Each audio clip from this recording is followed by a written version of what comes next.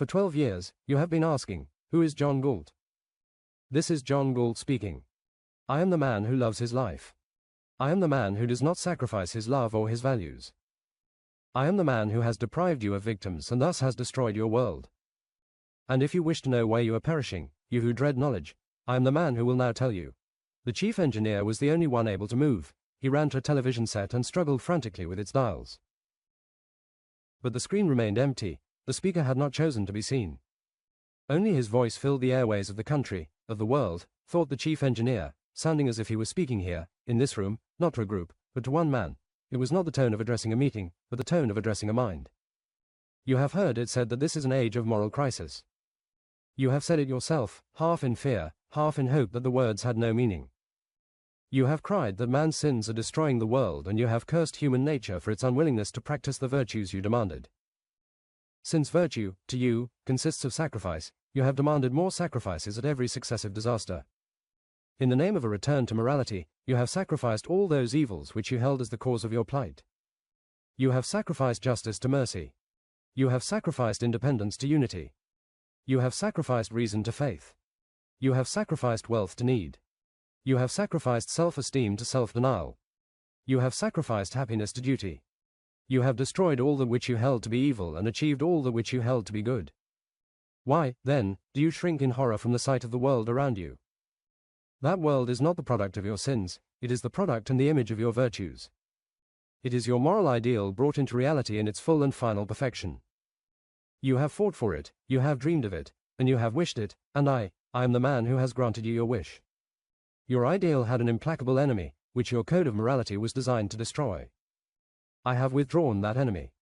I have taken it out of your way and out of your reach. I have removed the source of all those evils you were sacrificing one by one. I have ended your battle. I have stopped your motor. I have deprived your world of man's mind. Men do not live by the mind, you say. I have withdrawn those who do. The mind is impotent, you say. I have withdrawn those whose mind isn't. There are values higher than the mind, you say. I have withdrawn those for whom there aren't. While you were dragging to your sacrificial altars the men of justice, of independence, of reason, of wealth, of self-esteem, I beat you to it, I reached them first. I told them the nature of the game you were playing and the nature of that moral code of yours, which they had been too innocently generous to grasp. I showed them the way to live by another morality, mine. It is mine that they chose to follow. All the men who have vanished, the men you hated, yet dreaded to lose, it is I who have taken them away from you. Do not attempt to find us. We do not choose to be found. Do not cry that it is our duty to serve you. We do not recognize such duty. Do not cry that you need us. We do not consider need a claim. Do not cry that you own us. You don't. Do not beg us to return. We are on strike, we, the men of the mind. We are on strike against self-immolation. We are on strike against the creed of unearned rewards and unrewarded duties. We are on strike against the dogma that the pursuit of one's happiness is evil. We are on strike against the doctrine that life is guilt. There is a difference between our strike and all those you've practiced for centuries. Our strike consists, not of making demands, but of granting them. We are evil, according to your morality. We have chosen not to harm you any longer. We are useless, according to your economics. We have chosen not to exploit you any longer. We are dangerous and to be shackled, according to your politics. We have chosen not to endanger you, nor to wear the shackles any longer. We are only an illusion, according to your philosophy. We have chosen not to blind you any longer and have left you free to face reality, the reality you wanted, the world as you see it now, a world without mind. We have granted you everything you demanded of us, we who had always been the givers, but have only now understood it. We have no demands to present to you, no terms to bargain about, no compromise to reach. You have nothing to offer us. We do not need you. Are you now crying? No, this was not what you wanted. A mindless world of ruins was not your goal. You did not want us to leave you. You moral cannibals, I know that you've always known what it was that you wanted. But your game is up, because now we know it, too. Through centuries of scourges and disasters, brought about by your code of morality, you have cried that your code had been broken, that the scourges were punishment for breaking it, that men were too weak and too selfish to spill all the blood it required. You damned man, you damned existence, you damned this earth, but never dared to question your code. Your victims took the blame and struggled on, with your curses as reward for their martyrdom, while you went on crying that your code was noble, but human nature was not good enough to practice it. And no one rose to ask the question, good. By what standard? You wanted to know John Galt's identity. I am the man who has asked the question. Yes, this is an age of moral crisis. Yes, you are bearing punishment for your evil. But it is not man who is now on trial, and it is not human nature that will take the blame. It is your moral code that's through, this time. Your moral code has reached its climax, the blind alley at the end of its course. And if you wish to go on living, what you now need is not to return to morality, you who have never known any, but to discover it. You have heard no concepts of morality but the mystical or the social. You have been taught that morality is a code of behavior imposed on you by whim, the whim of a supernatural power or the whim of society, to serve God's purpose or your neighbor's welfare, to please an authority beyond the grave or else next door, but not to serve your life or pleasure. Your pleasure, you have been taught, is to be found in immorality. Your interests would best be served by evil, and any moral code must be designed not for you, but against you, not to further your life, but to drain it, for centuries. The battle of morality was fought between those who claimed that your life belongs to God and those who claimed that it belongs to your neighbors, between those who preached that the good is self-sacrifice for the sake of ghosts in heaven and those who preached that the good is self-sacrifice for the sake of incompetence on earth. And no one came to say that your life belongs to you and that the good is to live it. Both sides agreed that morality demands the surrender of your self-interest and of your mind, that the moral and the practical are opposites, that morality is not the province of reason, but the province of faith and force. Both sides agreed that no rational morality is possible, that there is no right or wrong in reason, that in reason there's no reason to be moral. Whatever else they fought about, it was against man's mind that all your moralists have stood united. It was man's mind that all their schemes and systems were intended to despoil and destroy. Now choose to perish or to learn that the anti-mind is the anti-life. Man's mind is his basic tool of survival. Life is given to him, survival is not. His body is given to him, its sustenance is not. His mind is given to him, its content is not. To remain alive, he must act, and before he can act he must know the nature and purpose of his action. He cannot obtain his food without a knowledge of food and of the way to obtain it. He cannot dig a ditch or build a cyclotron without a knowledge of his aim and of the means to achieve it. To remain alive, he must think. But to think is an act of choice. The key to what you so recklessly call human nature, the open secret you live with, yet dread to name, is the fact that man is a being of volitional consciousness. Reason does not work automatically. Thinking is not a mechanical process. The connections of logic are not made by instinct. The function of your stomach, lungs or heart is automatic. The function of your mind is not. In any hour and issue of your life, you are free to think or to evade that effort. But you are not free to escape from your nature, from the fact that reason is your means of survival, so that for you, who are a human being, the question, to be or not to be, is the question, to think or not to think.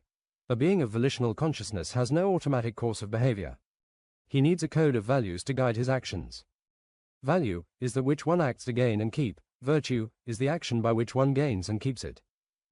Value presupposes an answer to the question, of value to whom and for what.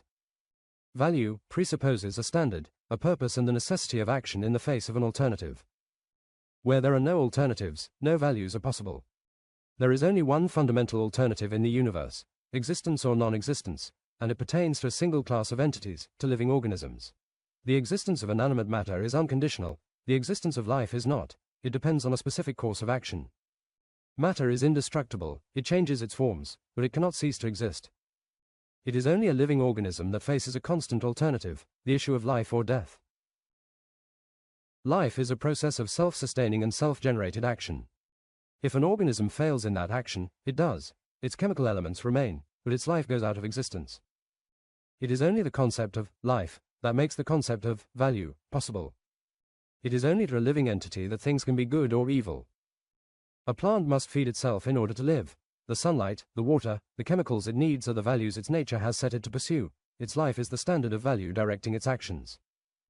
But a plant has no choice of action. There are alternatives in the conditions it encounters, but there is no alternative in its function. It acts automatically to further its life. It cannot act for its own destruction.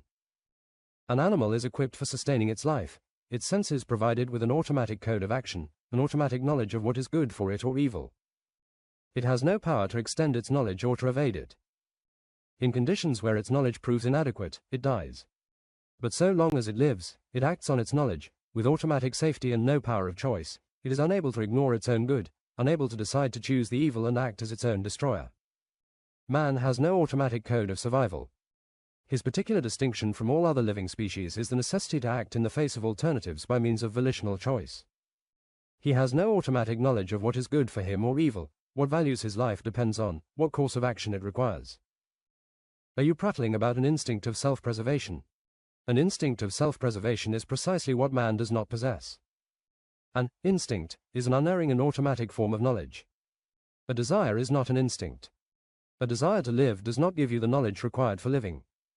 And even man's desire to live is not automatic. Your secret evil today is that is the desire you do not hold. Your fear of death is not a love of life and will not give you the knowledge needed to keep it.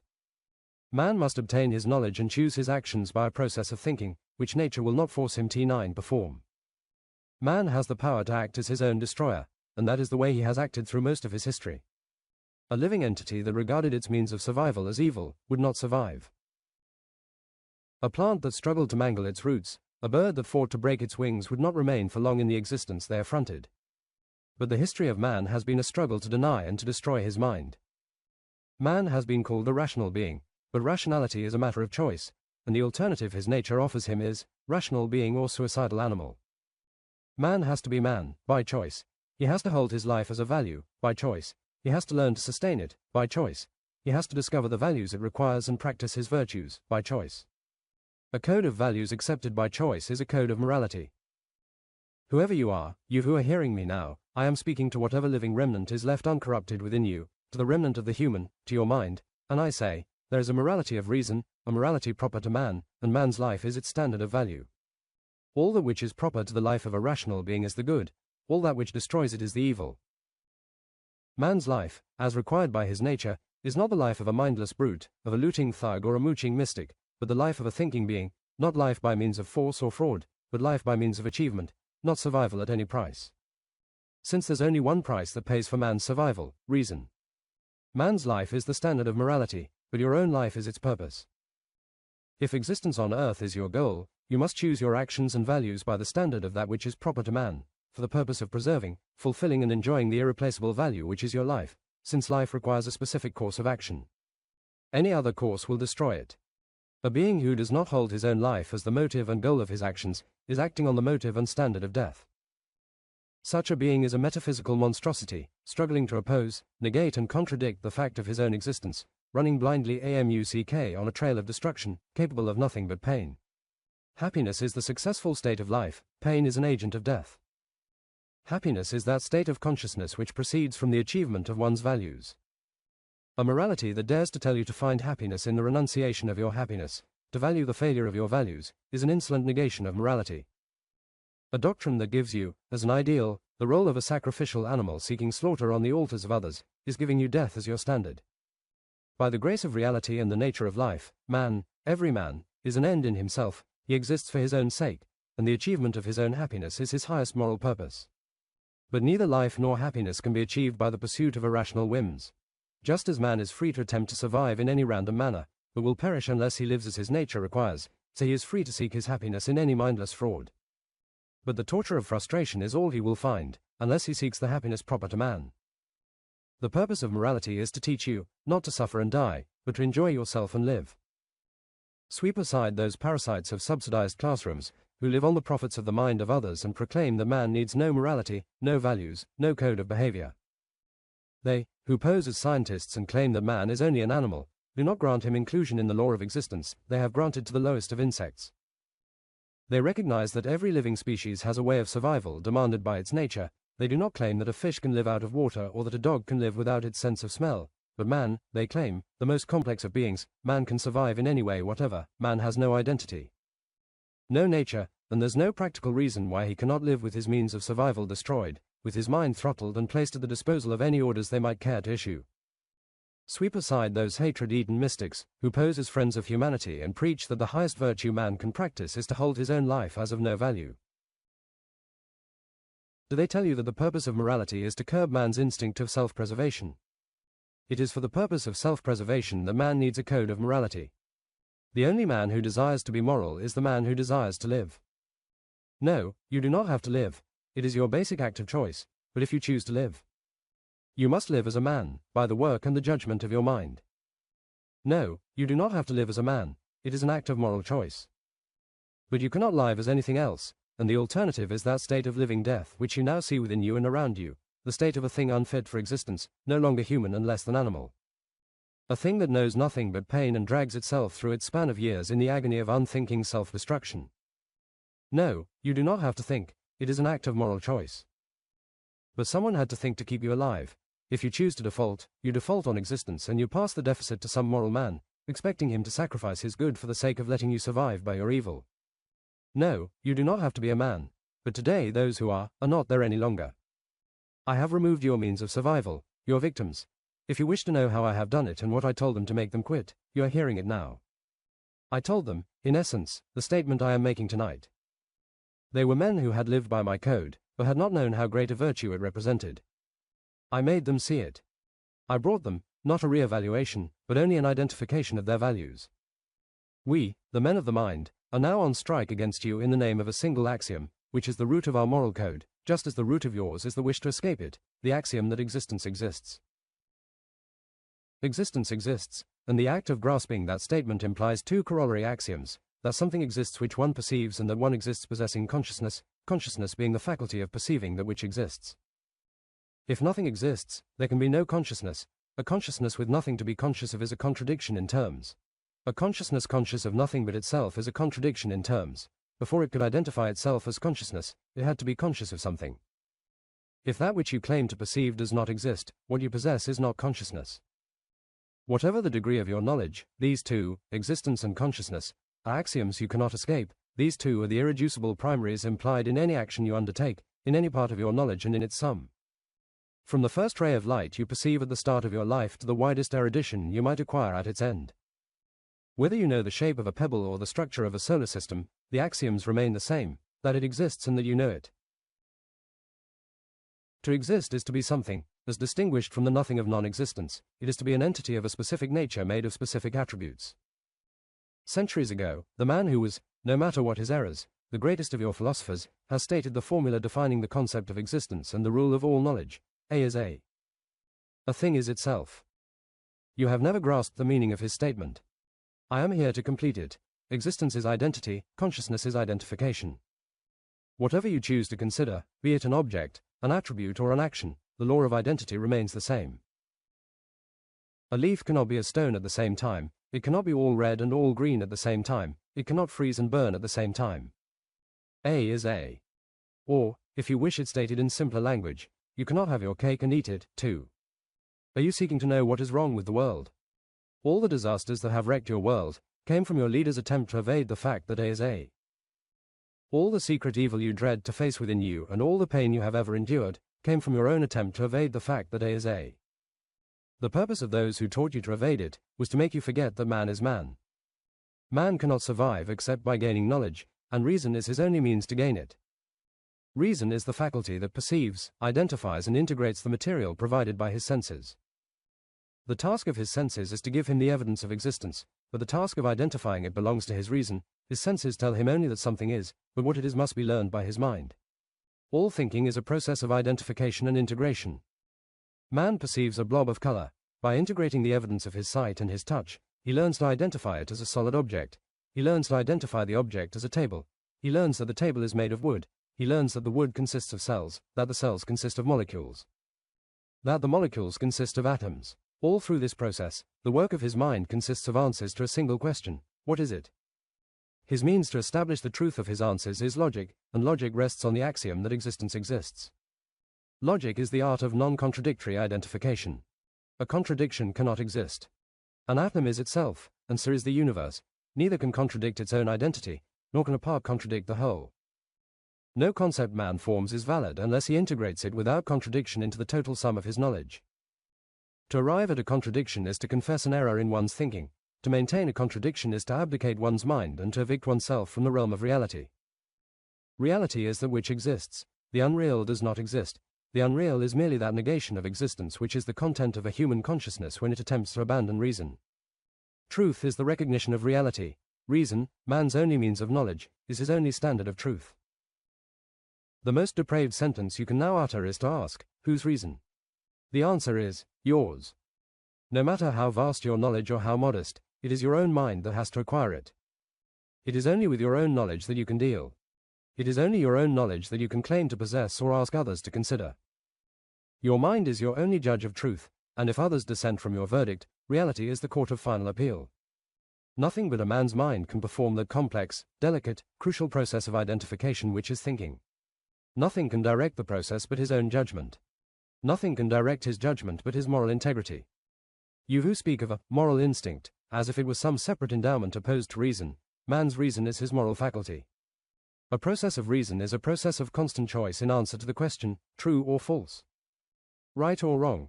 Is a seed to be planted in soil in order to grow, right or wrong? Is a man's wound to be disinfected in order to save his life, right or wrong? Does the nature of atmospheric electricity permit it to be converted into kinetic power, right or wrong? It is the answers to such questions that gave you everything you have, and the answers came from a man's mind, a mind of intransigent devotion to that which is right. A rational process is a moral process. You may make an error at any step of it, with nothing to protect you but your own severity, or you may try to cheat, to fake the evidence and evade the effort of the quest, but if devotion to truth is the hallmark of morality, then there is no greater, nobler, more heroic form of devotion than the act of a man who assumes the responsibility of thinking. That which you call your soul or spirit is your consciousness, and that which you call free will is your mind's freedom to think or not, the only will you have, your only freedom, the choice that controls all the choices you make and determines your life and your character. Thinking is man's only basic virtue, from which all the others proceed.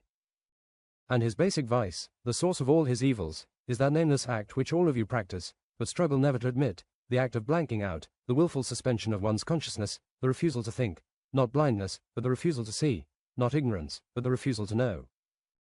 It is the act of unfocusing your mind and inducing an inner fog to escape the responsibility of judgment, on the unstated premise that a thing will not exist if only you refuse to identify it.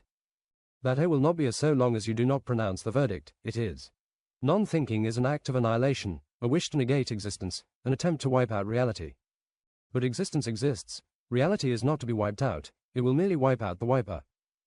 By refusing to say, it is, you are refusing to say, I am. By suspending your judgment, you are negating your person. When a man declares, who am I to know? He is declaring, who am I to live? This, in every hour and every issue, is your basic moral choice, thinking or non-thinking, existence or non-existence, or non-a, entity or zero. To the extent to which a man is rational, life is the premise directing his actions. To the extent to which he is irrational, the premise directing his actions is death. You who prattle that morality is social and that man would need no morality on a desert island, it is on a desert island that he would need it most.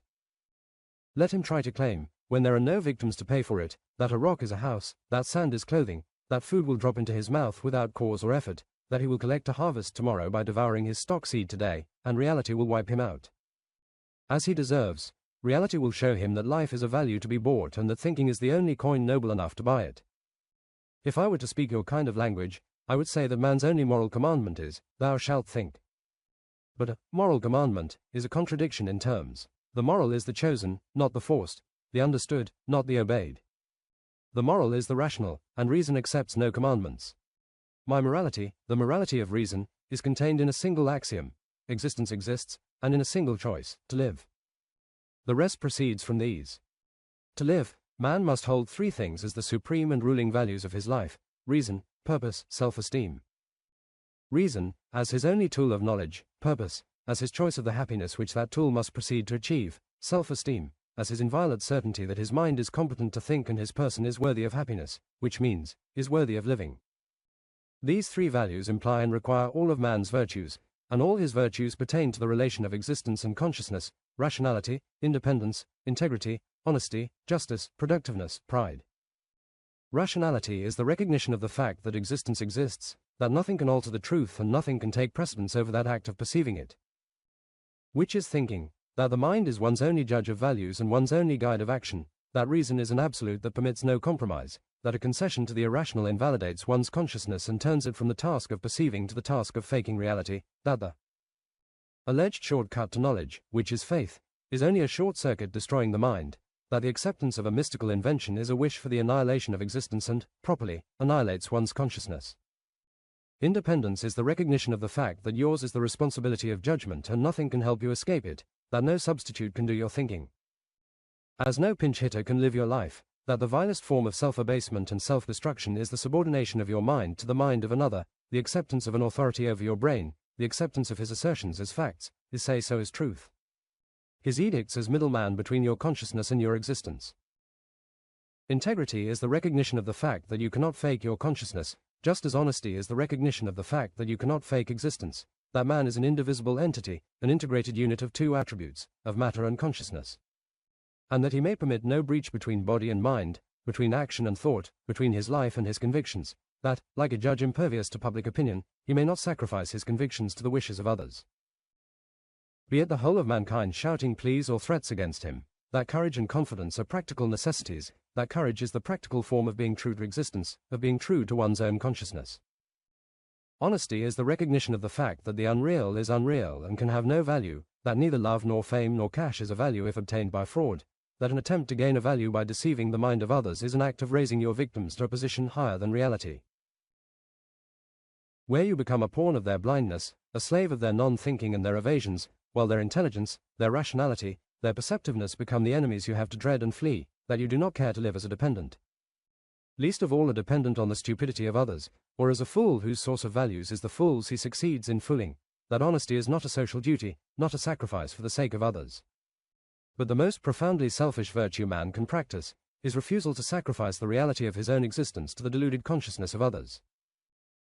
Justice is the recognition of the fact that you cannot fake the character of men as you cannot fake the character of nature, that you must judge all men as conscientiously as you judge inanimate objects, with the same respect for truth, with the same incorruptible vision.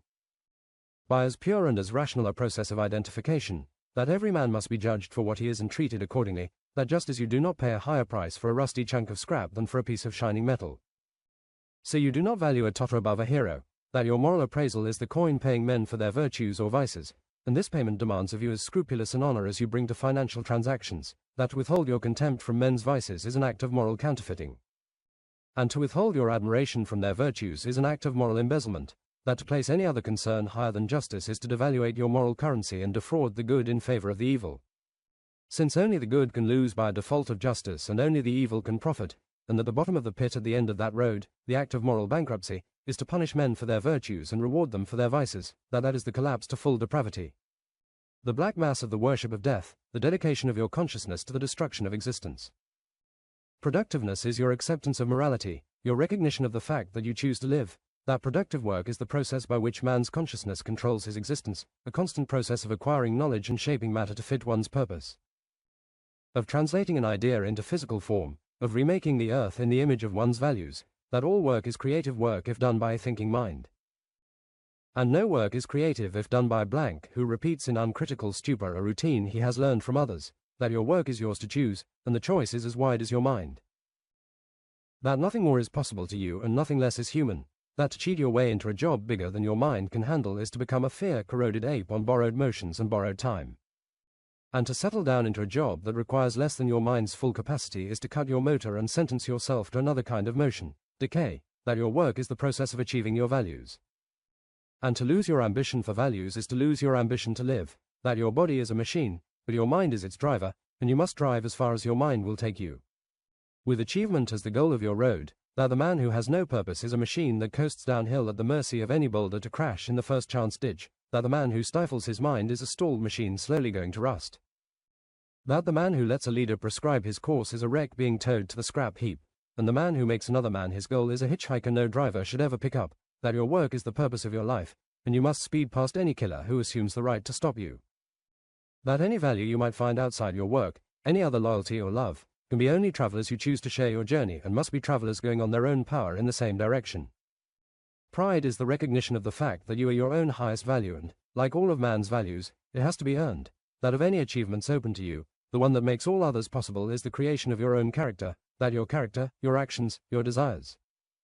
Your emotions are the products of the premises held by your mind, that as man must produce the physical values he needs to sustain his life, so he must acquire the values of character that make his life worth sustaining, that as man is a being of self-made wealth, so he is a being of self-made soul, that to live requires a sense of self-value, but man, who has no automatic values, has no automatic sense of self-esteem and must earn it by shaping his soul in the image of his moral ideal, in the image of man, the rational being he is born able to create, but must create by choice, that the first precondition of self-esteem is that radiant selfishness of soul which desires the best in all things, in values of matter and spirit, a soul that seeks above all else to achieve its own moral perfection, valuing nothing higher than itself, and that the proof of an achieved self-esteem is your soul's shudder of contempt and rebellion against the role of a sacrificial animal, against the vile impertinence of any creed that proposes to immolate the irreplaceable value which is your consciousness and the incomparable glory which is your existence to the blind evasions and the stagnant decay of others.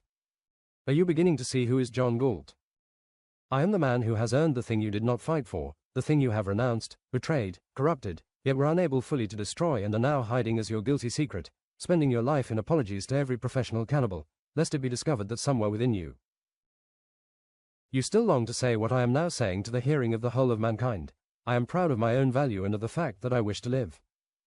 This wish, which you share, yet submerge as an evil, is the only remnant of the good within you, but it is a wish one must learn to deserve.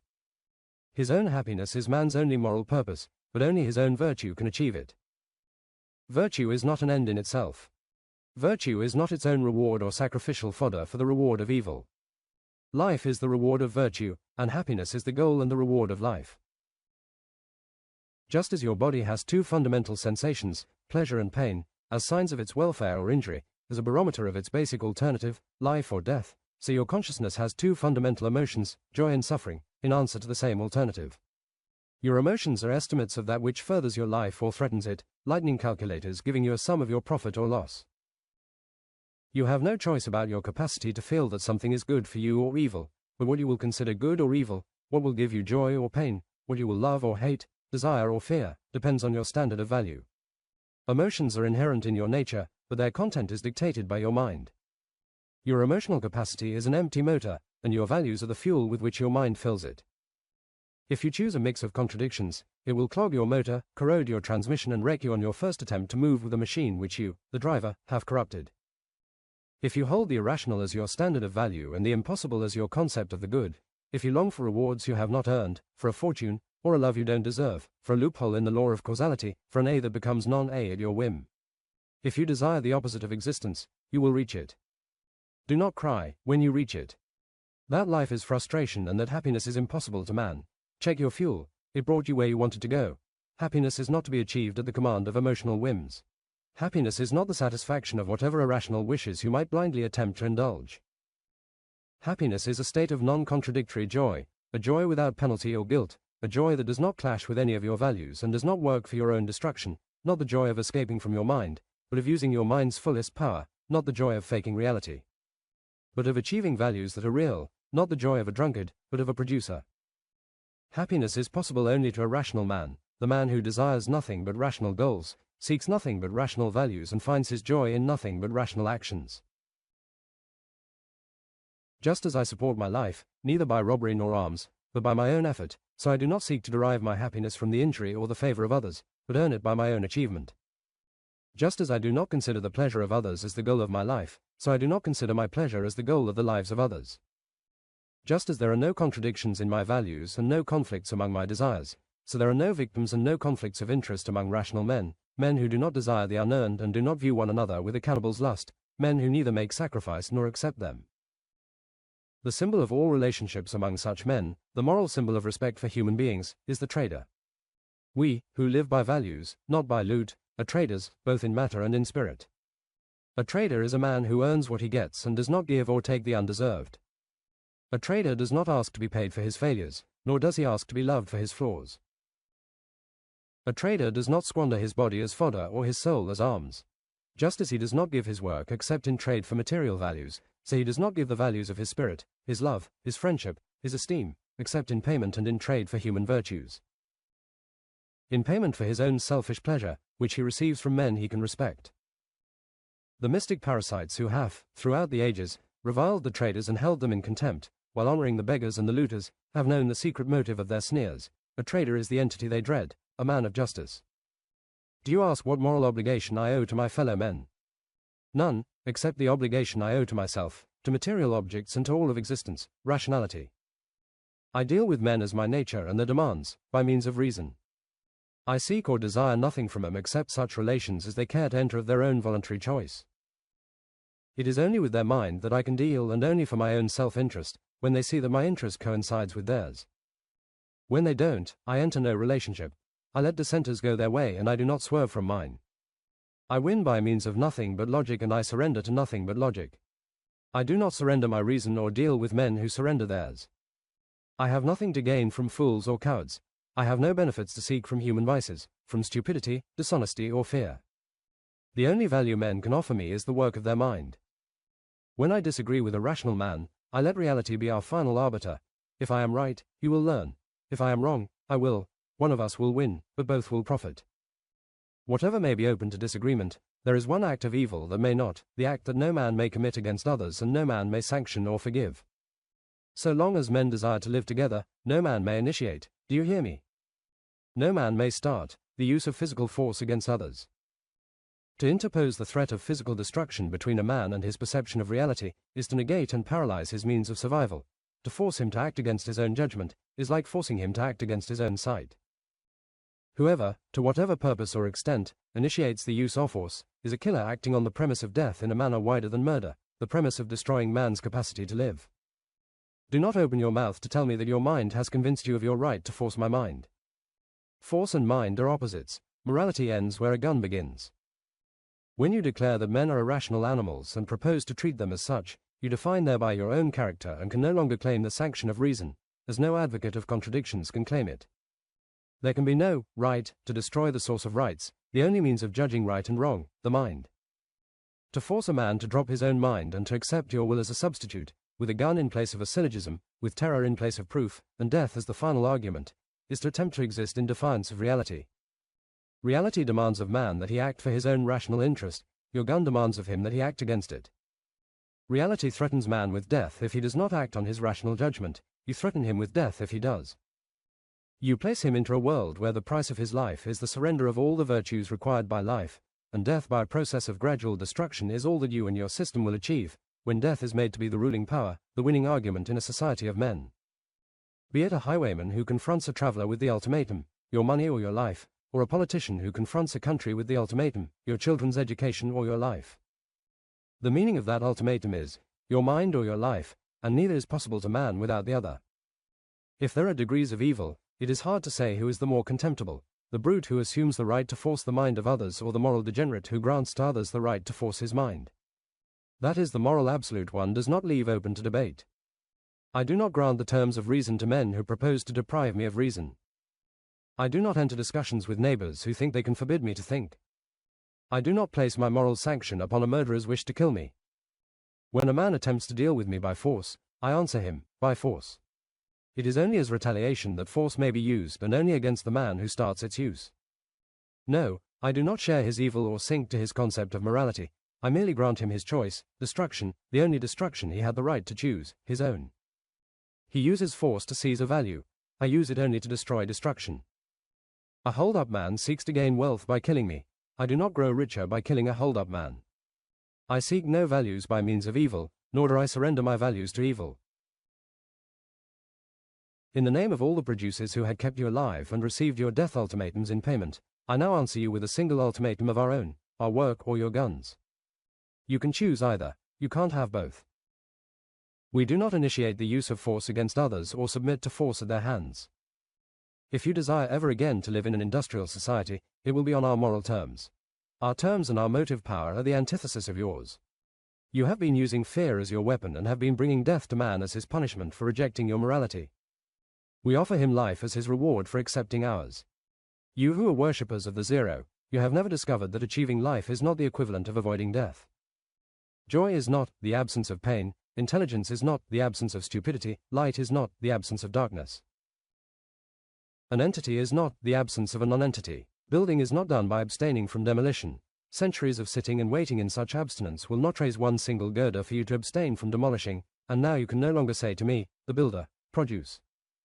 And feed us in exchange for our not destroying your production. I am answering in the name of all your victims. Perish with and in your own void.